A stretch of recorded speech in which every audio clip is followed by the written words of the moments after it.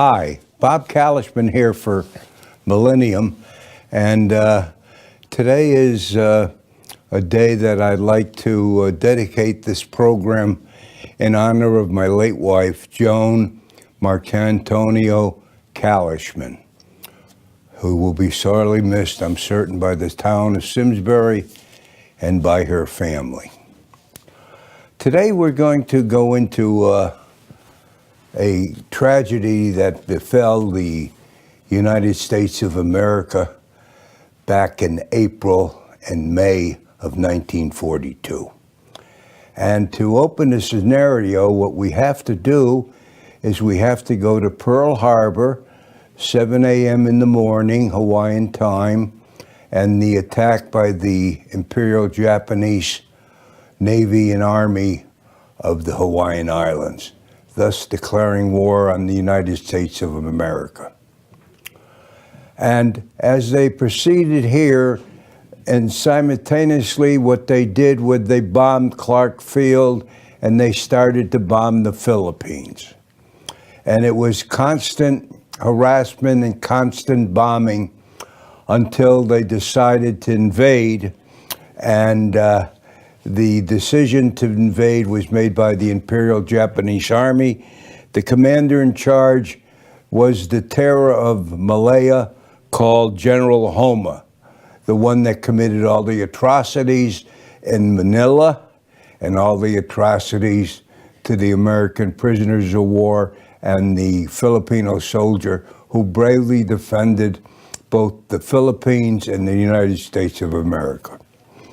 Now, we go back to the general in charge was General Douglas MacArthur. The adversary was Marsaho and Homa. Matthew Wainwright was the commanding general of forces. And we had George M. Parker, Edward King, Vincent Lim, and Montillo Campaign. And the Japanese generals were Sumo, Makua, Kinoi, Kamuuchi, and Nagaya. And it should be noted that each and every one of these generals was tried as war criminals for their atrocities in the Philippines and elsewhere, and they were all committed to be hung. Homa, however, wanted to be shot, and MacArthur, rightly so, said that he didn't deserve to die a samurai or a general, and he preferred to hang him, which he did. Now, the strength at the time was 120,000 U.S. and Philippine troops, 75 Japanese troops.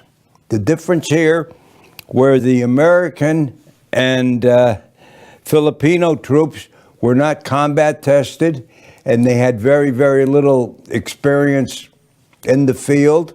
A lot of them were new enlistees, and the Japanese were professional soldiers. They had just gone through the terror of Malaysia. They had taken the port of Singapore, and they had wreaked havoc throughout the Malayan Peninsula.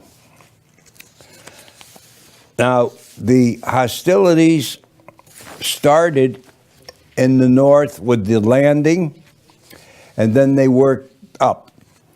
The strategy of MacArthur in the United States was to fight a delaying war until the United States can garner their forces together and create a landing force to come to the aid of MacArthur and Wainwright, which never occurred.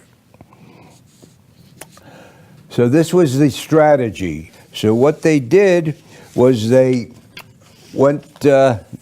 backed up their troops, and they more or less invaded on the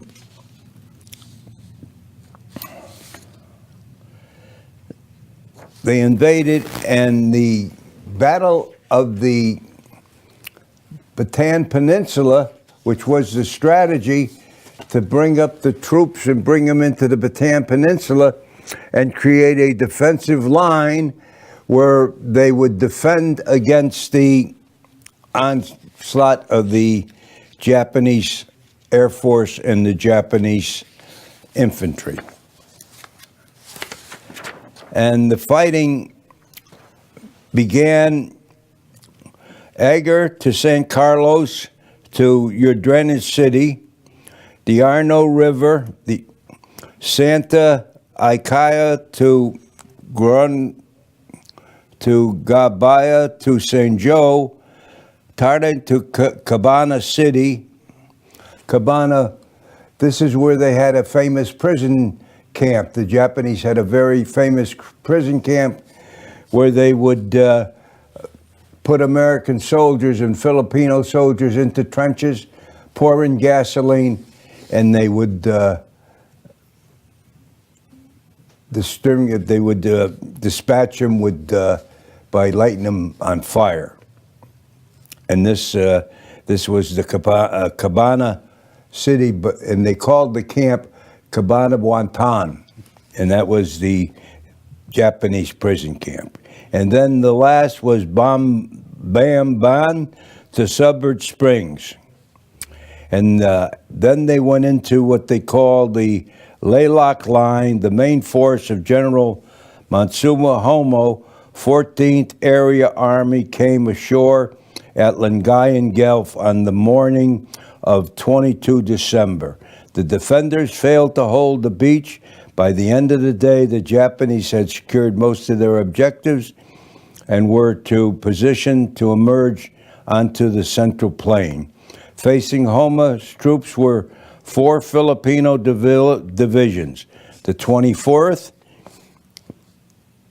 Scouts by tanks along Route 3, cobblestone roads that led directly to Manila. The Japanese soon made contact with the Filipino 71st Division. And all these Filipino divisions, they were untrained divisions.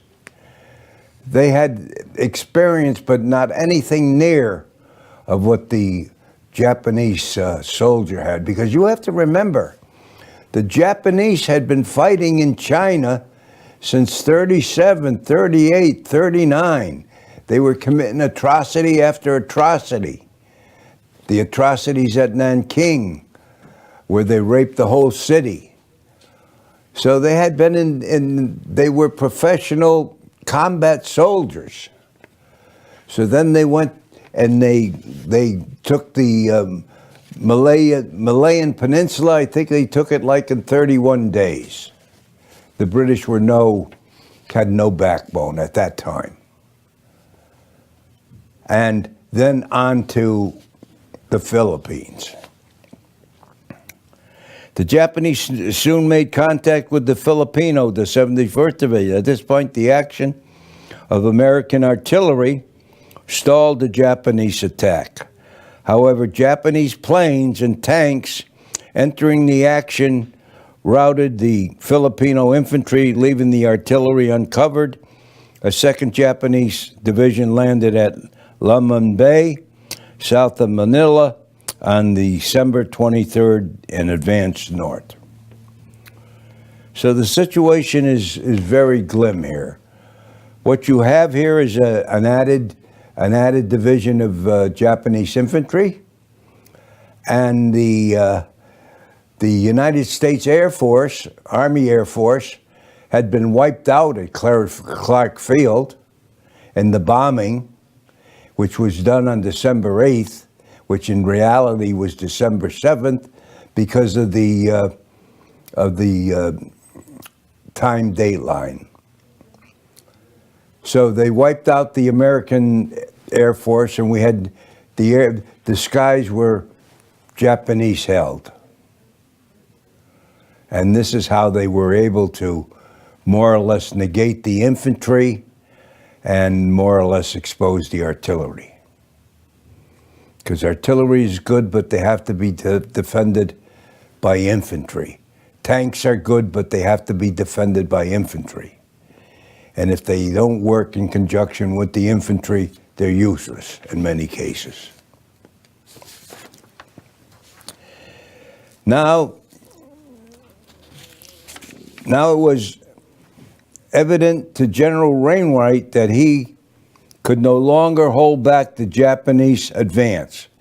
Late on the afternoon of the 23rd, this is December, Wainwright telephoned General MacArthur's headquarters in Manila and informed him that any further defense of Lingayen beaches were impractical. He requested and was given permission to withdraw behind the Arno River. MacArthur weighed two choices. And at this time, I'd like to interject. You know, in spite of what many people thought of General MacArthur, a lot of people called him Dugout Doug because of his escapades in the Philippines. A lot of the American Marines sang songs, Australian songs, about Dugout Doug. And but the thing is that the American Army and President Roosevelt had a military genius. And because of his political belief, General MacArthur, throughout the year, or throughout the 1940s and 50s, some political parties, mainly the Democratic Party, resented MacArthur. They resented him in Korea. He was a genius in Korea, the invasion of Incheon. That invasion is in the history books, the military history books. It was done by a genius. The defense of Bataan was done by a genius. Corregidor's defense was done by a genius against overwhelming odds. And they never gave him credit, even up to the time that he was relieved because of his politics in Korea and North Korea. And if you think back, we wouldn't be in the situation we are today if we had listened to General MacArthur and had ended it in 1950, 1951, 1952. With my brave comrades, that some of them are still over there. And thanks to President Trump, some are now coming home. But they're coming home in boxes, unfortunately. Now, Wainwright had been unit until the Philippine division for a counterattack on withdrawal all the way to Bataan in planned stages. He decided on the latter, thus abandoning his own plan for defense and reverting to the old Orange Plan. Having made his decision to withdraw to Bataan, MacArthur notified all force commanders on the night of 23 December that Plan Orange is in effect. Meanwhile, Manuel L. Quezon, the president of the Philippines Commonwealth, together with families and government staff, were evacuated to Corregidor, along with MacArthur, United States Army forces in the Far East. And the reason these people were evacuated to Corregidor was, number one, it was a very secure position. It was bomb-proof from above, being that these tunnels where they kept the ammunition for the coastal guns and personnel were bomb-proof, and the airplane and the bomb couldn't get to them, which had been the case in Bataan and the Malaya Peninsula. Was the fact that the artillery would work, we had no air force, and the Japanese Air Force would neutralize everything and just keep pushing American and Filipino forces back. So consequently, they ended up into Bataan. In the meantime, they evacuated Manila and brought the president's Cruzon and his family to Corregidor to the tunnels. MacArthur and his general staff were put into the tunnels, and the war was conducted from the island of Corregidor via General MacArthur and the various commanding generals. Nevertheless, we talk of MacArthur, we talk of Wainwright, but we should mention General King. General King was what we call in the Marine Corps a frontline general. He didn't serve from the rear. He was up front with his men, up front with his division. And there's many a story where they could see General King on a trail with an M1 in his hand. And contrary to belief, there were units in the Philippines, American Army units, that had the M1 Grand as far back as 42. Because up that time, the Marine Corps only had Springfield 03s, and the Filipinos and the American forces, in most cases, had the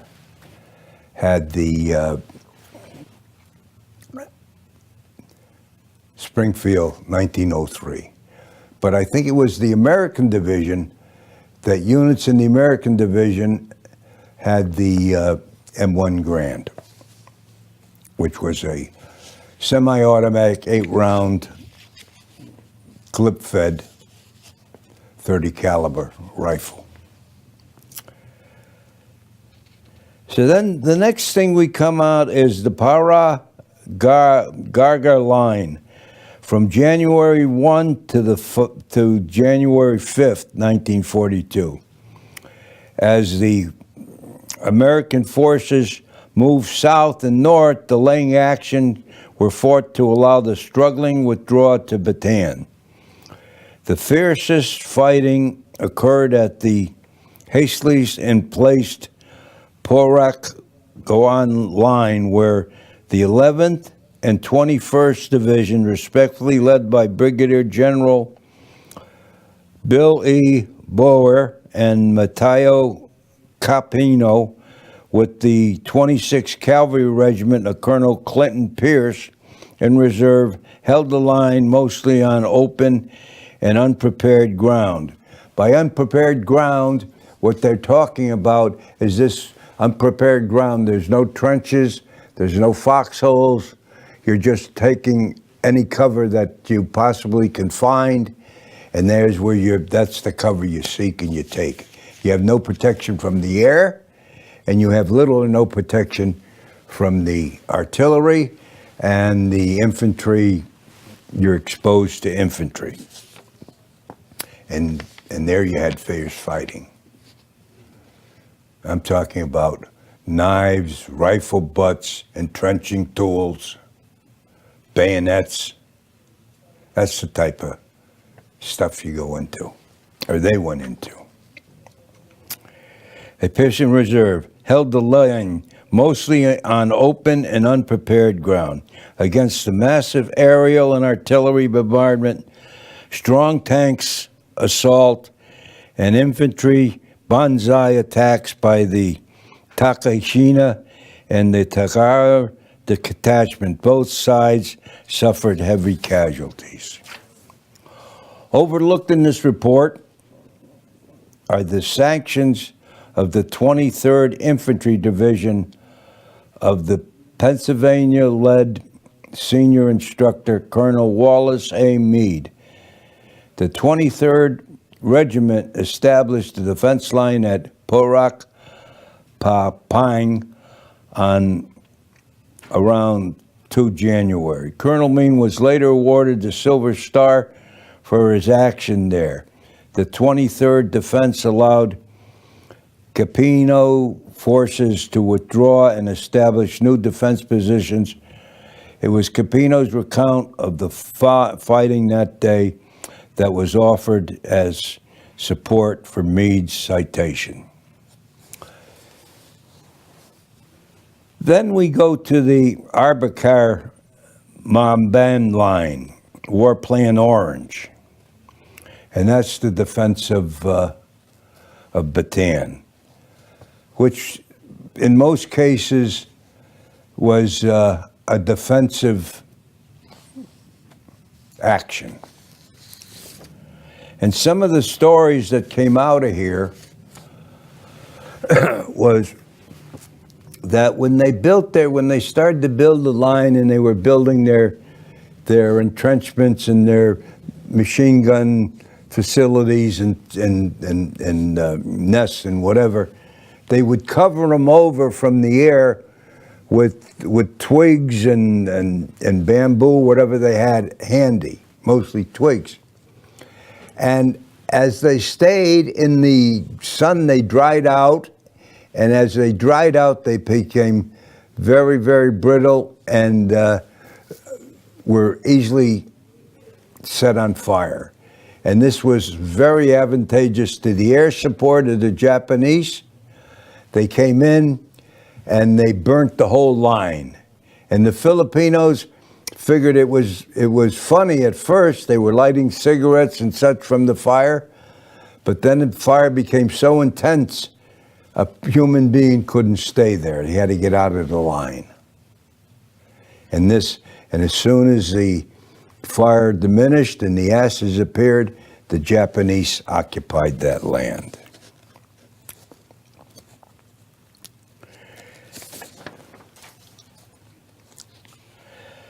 Another attack on the 14th of January at the boundary of positions held by the 41st and the 51st Divisions of Brigadier General Vincent Lin and Albert M. Jones. General Jones, he was another historical general, frontline general.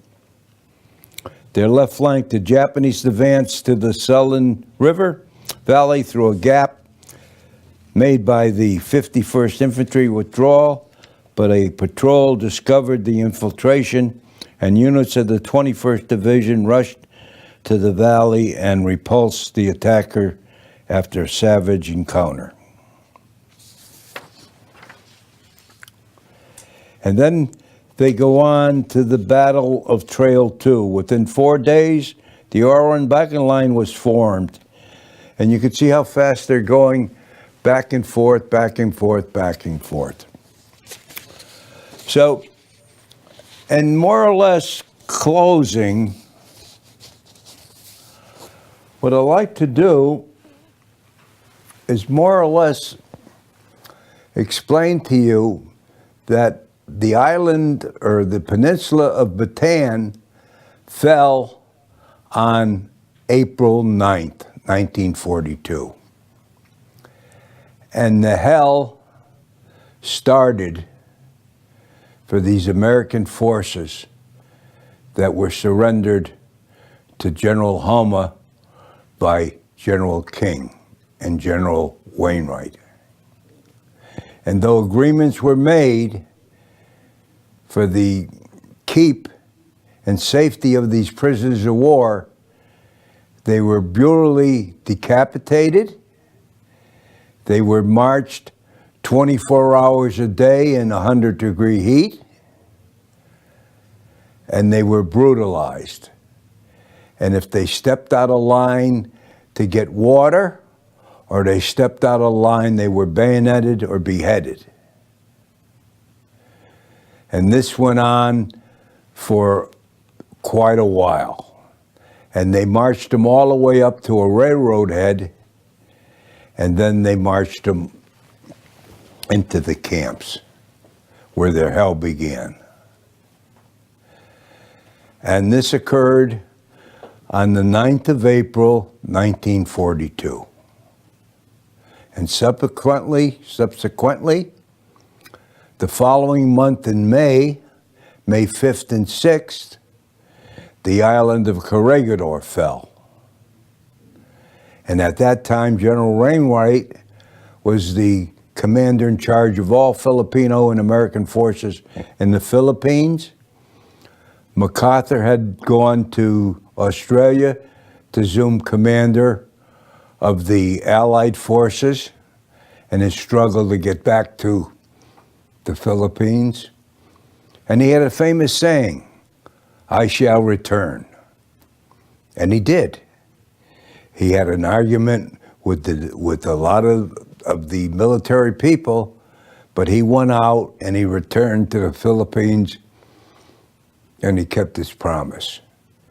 And to this day, on every May 5th and 6th, on the island of Corregidor, there's a ceremony that's held in honor of all the forgotten and dead that we lost in the Philippines. And to this day, some of the tragedies of the prisoners of war that were taken into custody have never been remunerated for their slave labor.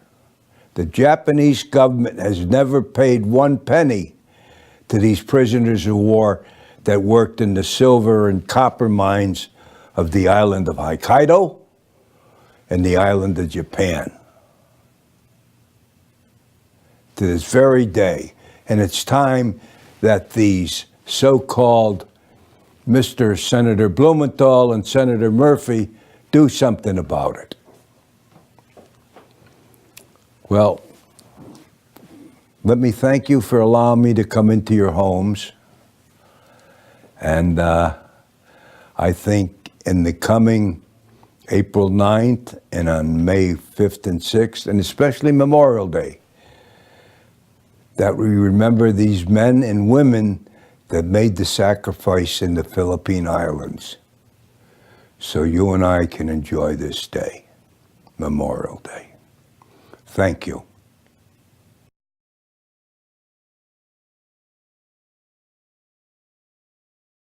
Funding for Simsbury Community Television is provided in part by contributions from viewers like you. Thank you.